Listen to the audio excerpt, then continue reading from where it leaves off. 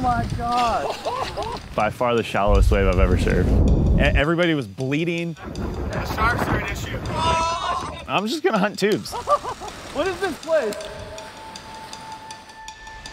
Are there any perfect waves left in the world with no one around? It's a question we all ask ourselves at some point, and one I've devoted my entire life to answering. With a little effort, a willingness to rough it, and years of studying the swell charts, the answer is yes, as long as you know where to look. I'm Matt Rote, a surfer and journalist who has spent most of my life living on yellow alert, chasing waves on short notice to places that fly under most folks' radar. Over the years, I've scouted a number of memorable waves I wanted to explore on their best days, with a talented crew who could surf them to their full potential. Could get the wave of my life. Oh my gosh!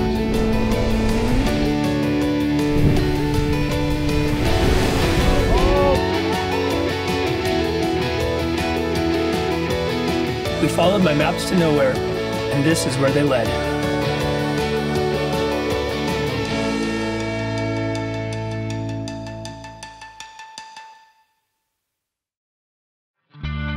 I've been wanting to chase this setup for a long time. Heard stories, seen a few clips, and wondered how good it actually got. From what I'd seen, it looked like a perfect head-high reef point, breaking in crystal clear water, as close to a wave pool as nature could produce. The problem was that it was also fickle and remote, requiring a hell of a lot of energy to break and just as much effort to access. There's a certain code of secrecy in the wave chasing community. Information is shared, but it comes with an expectation of discretion. I knew that if I was going to invite a few friends to check out the wave with me, it had to be the right crew. Surfers that could handle the journey, appreciate the experience, and keep a secret. Ian Crane is a talented goofyfoot from San Clemente. One of the world's most exciting free surfers, he isn't afraid to explore, whether he's punting at lowers or getting drained at Greenbush. Growing up on the shifting sands of the Outer Banks, beach break expert Brett Barley will never turn down an invitation to surf an empty, remote left-hand barrel, or catch a few fish. Polished, polite, and surfing well beyond his years, Winter Vincent of Manly Beach is one of Australia's most promising juniors. He's a Grom with a fresh perspective and endless energy.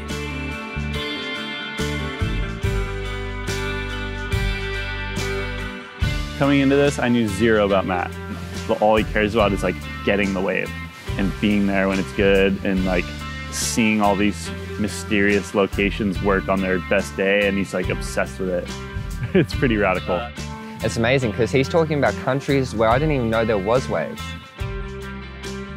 Like special waves, like waves that rarely break or that people never go to or have never been to, and just hear those stories from a guy who's like basically lived what most surfers dream of doing.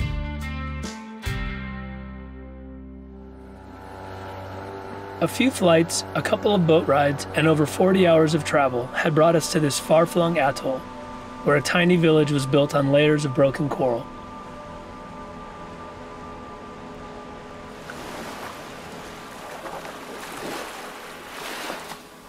We made it. All the flights and boat rides in the world got us here somehow with all our stuff. The only thing not to make it is Brett Barley. Well, update. I'm standing on a distant shore, not with the rest of the crew, because the flight was full. So I hopped a flight to another island, and I have a 3-hour boat ride tomorrow to meet up with the guys. So I'm gonna miss the first morning session. We definitely weren't staying in a hotel, but then again, it wasn't quite camping either. A generous person might call it rustic glamping. We were sleeping in an open-air hut with thatch roofing and broken bits of reef for a floor. There was one mosquito net between the 4 of us and a bucket full of brackish water for a shower. But it was only a short walk to the point, where the sun-baked shore gave way to translucent water.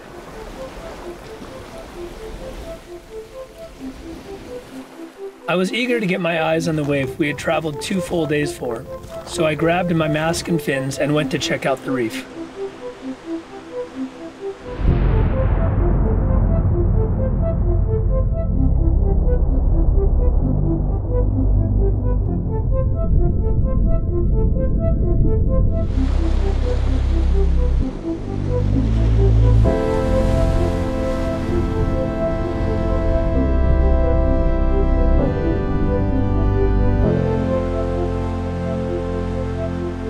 The reef was shallower and sharper than I'd expected. Thriving and alive, the coral was patrolled by hungry reef sharks and schools of colorful fish. The world below the surface was just as impressive as the swell that we'd hoped to find, although there was a bit of that beginning to show as well.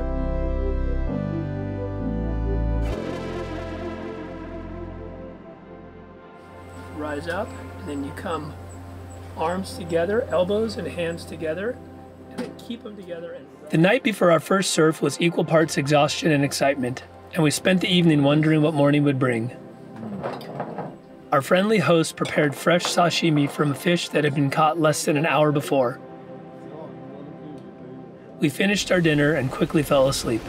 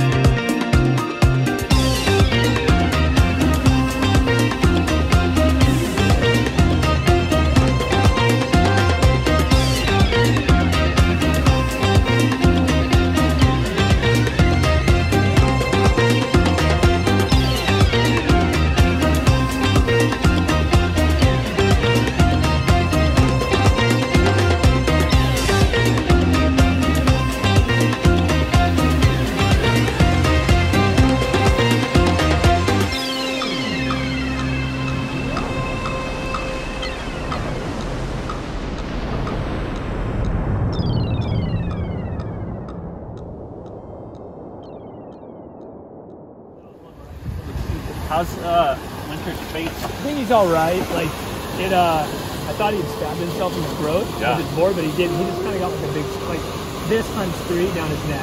Next to the reef. I heard him scream your name. I was like, he's like, Matt, I need help. And I was like, oh God, he stabbed himself in the jugular. Yeah. Do this. He had sucked over after he fell in the air. Yeah.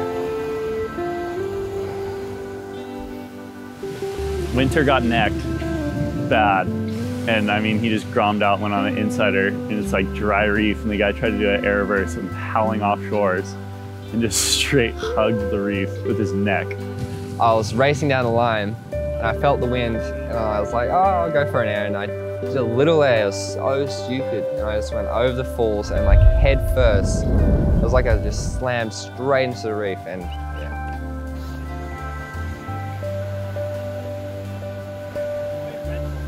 It's so hard for me to slow down in that. This place is psycho.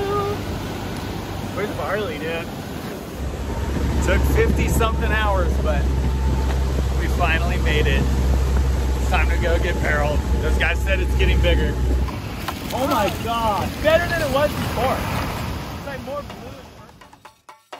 He only missed probably like 7 hours of barrels, but we see a boat in the distance and there's just like on the bow is Barley double fisting it. He came in so hot. And you'd think, oh, you know, he'd be pretty grumpy or whatever, and he literally just jumps off the boat. Straight into the line up. Like he didn't even touch land, I don't think.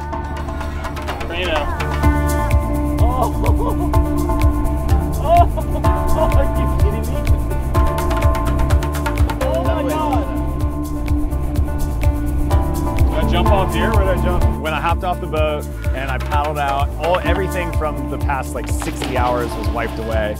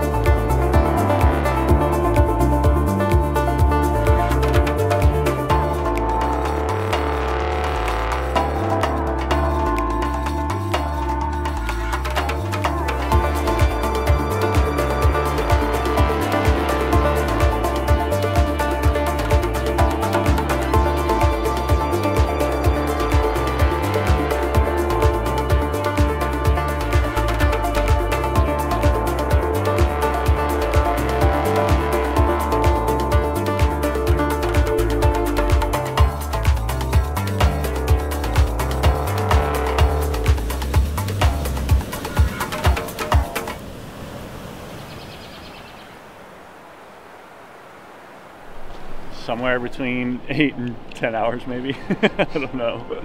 All day. Yeah, we definitely surfed sunrise to sunset. It was a sick freaking day. Hit bottom. That was a great way to end a 60-hour trip. I love this place. I kept misreading the wave because I thought it was gonna I thought it was gonna stop being good and like have a weird section, and it just was good until it stopped breaking. I had to readjust and be like, oh, it's perfect. It's literally like a nature's wave pool. Look at it.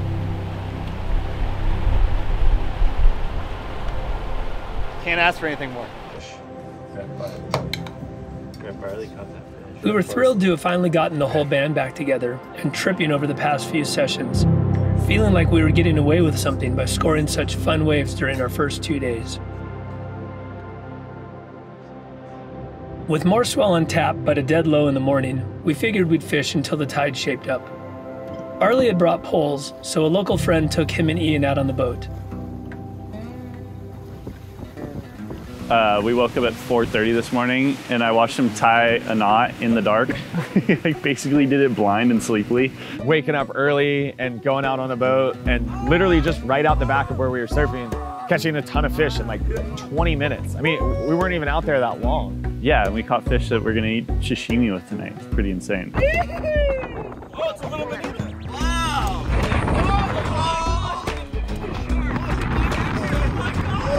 Oh,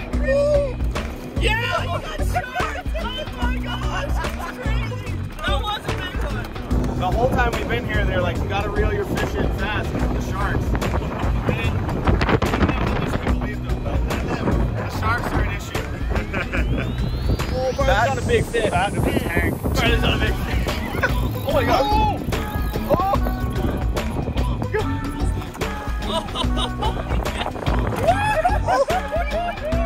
And it's whole! Yeah, I got it! Oh, Miles, you're on! Yeah. Chompy. Despite the competition from the sharks, Ian and Brett's fishing adventure had them psyching. On the way back to camp, they stopped to see what the tide was doing at our secluded wave machine. Oh my gosh.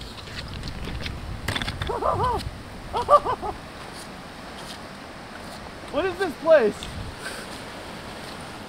I could just spend days and days here just getting barreled, coming in, fishing, going, getting barreled. Like, it's literally my dream spot.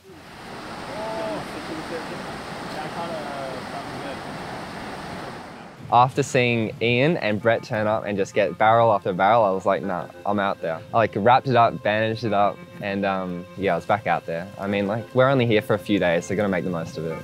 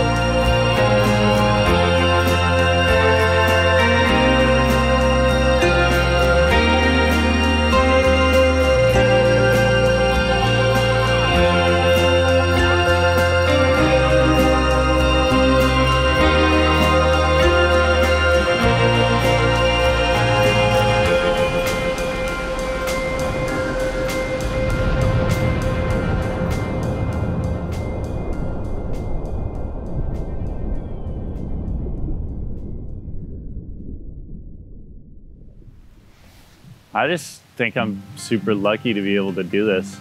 I mean, it's kind of funny that I'm even here. I don't know. It's just like I didn't do anything. I just showed up. And so for that, I don't know how I could get luckier. So that's pretty much it.